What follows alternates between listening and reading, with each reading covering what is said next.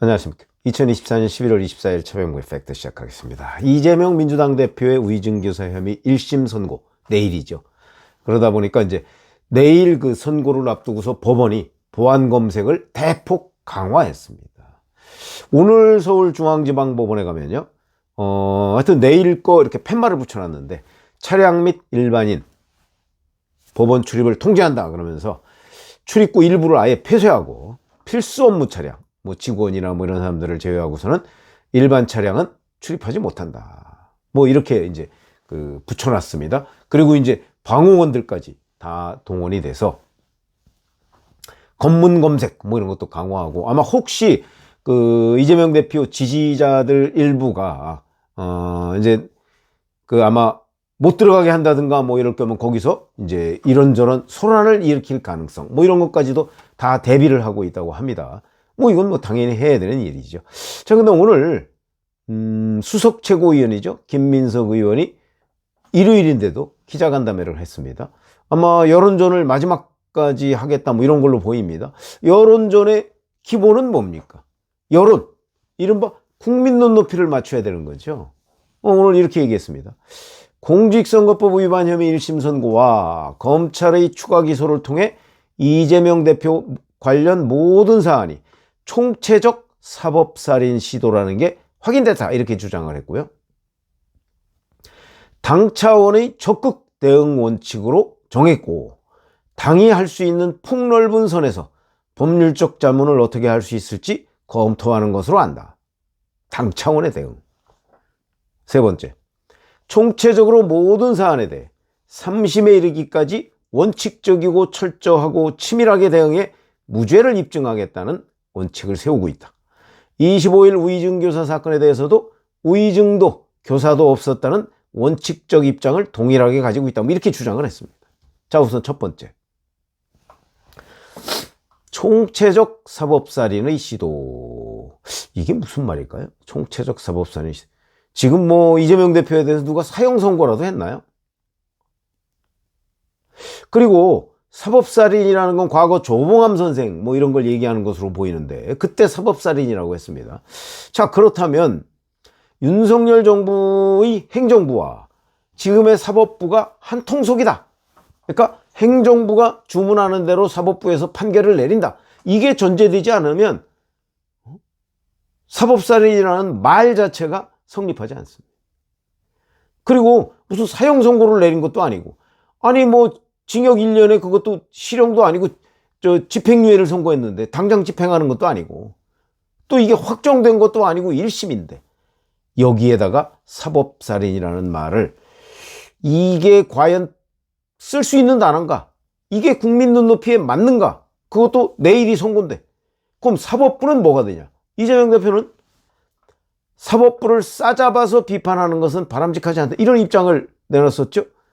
그러면 그런 이재명 대표의 생각과 김민석 최고위원의 생각은 얼마나 다른가?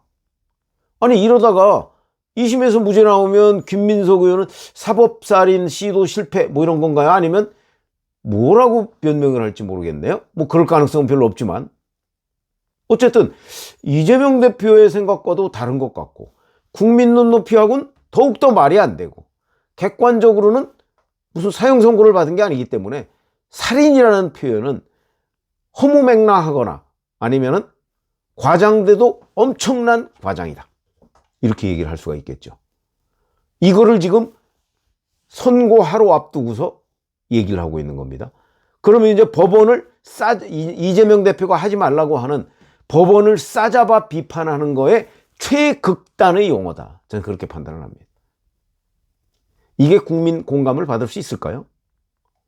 자, 또 하나, 당 차원에서 적극 대응하겠다고 그랬습니다. 3심까지 무죄가 나올 때까지 그랬는데, 이 선거법에 지금 허위사실 유포라고 하는 부분이요, 이게 물론 대선 때 발언이긴 합니다만은, 그러나 기본적으로는 이건 이재명 대표가 성남시장 당시에 있었던 일에 대한 허위사실 유포입니다. 이걸 왜 현재의 민주당이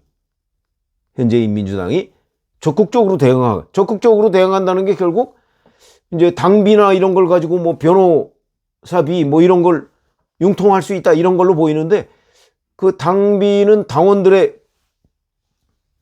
돈 내는 것보다는요 선거관리위원회의 국고보조금이 더 많습니다. 자, 그렇다면 이거는 횡령, 배임 뭐 이런 것 아닌가? 이런 법률적인 지적이 나올 수가 있다. 이런 거죠.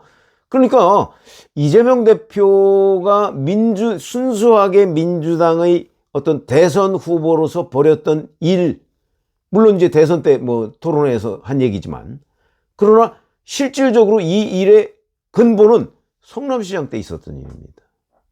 그거를 왜 지금 민주당이 적극 대응하려고 하는 것인가 하는 부분에 관해서 저는 당원들도 강성 지지층 빼놓고서는 동의할 당원이 그렇게 많지 않은 것 아닌가? 이재명이 개인적으로 대응해야 될 일이죠. 그런데 지금 김민석 최고위원은 그걸 당에서 적극 대응하겠다고 하니까 정말 국민 공감이 제로인 것은 물론이고 당원들도 아마 공감 제로가 되지 않을까. 그래서 제가 말씀을 드리는 겁니다. 자, 그 다음에 세 번째. 의증도 없었고 교사도 없었다 이렇게 얘기했습니다. 의증은 물론 이거는 뭐 이재명 대표 측과 검찰 측이 이제 의견이 엇갈리는 부분이긴 하지만 녹음 파일이 있습니다. 이렇게 들었다고 하면 되지. 변론 요지서를 보내줄게요. 제가 뭐 아침에도 잠깐 말씀을 드렸습니다만 그 녹음 파일에 엄연히 적어도 100번을 양보하더라도 의증을 시킨 것 아니냐 하는 의심이 들 만한 녹음 파일이 있는 거는 틀림없습니다. 그것도 이재명의 육성이 들어간.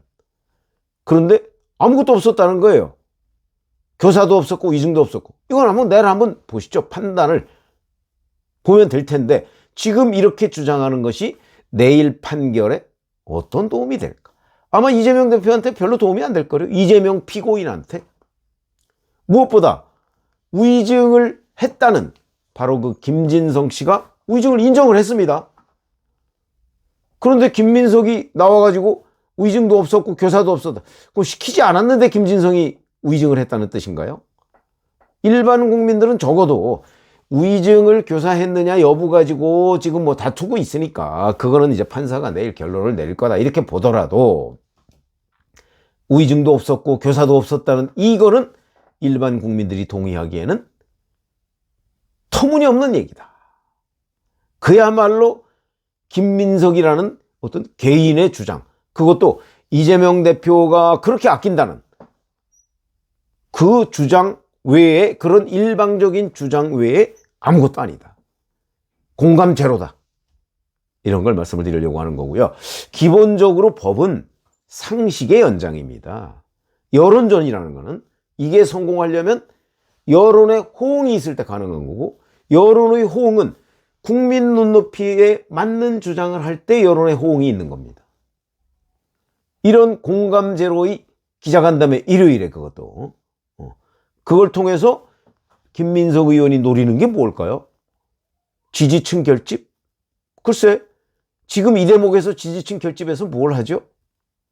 그것도 일반적인 지지층보다는 강성 지지층만 결집하는 것 같은 느낌인데, 그렇다면 결국 이재명의 고립화를 초래하는 것 아닌가. 이러니까 이런 주장만 늘어놓으니까 이재명 주최의 장외 집회가 일반 시민들의 참여가 없는 고립된 집회로 계속 숫자가 줄어들다가 급기야는 어제는 이재명 대표가 참석을 하되 발언을 하지 못하는 사태까지 빚어졌고, 아마 내일 의증교사 그 혐의에 대한 1심 선고가 징역형이나 뭐 징역형 집행유예나 뭐 이런 것들이 나온다면 이번 주말에 그 열릴 예정인 장외 집회는 더욱더 이제 민주당은 아예 장외 집회에 제대로 끼지도 못하는 형태의 국민적 비판을 받게 될 것이 아닌가.